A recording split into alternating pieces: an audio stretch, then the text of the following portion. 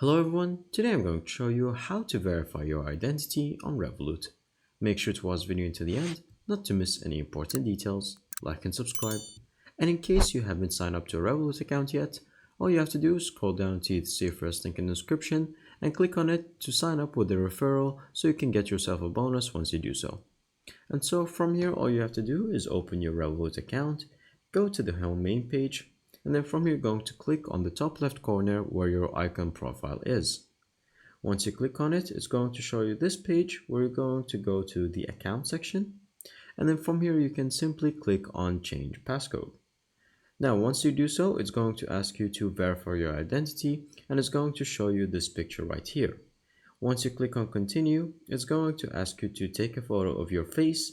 And so once you do that, it might ask you to take a photo of your ID card, and that is all. Once that is done, then it verifies you instantly and you can do whatever change you would like. Thank you guys for watching. See you next time. Bye bye.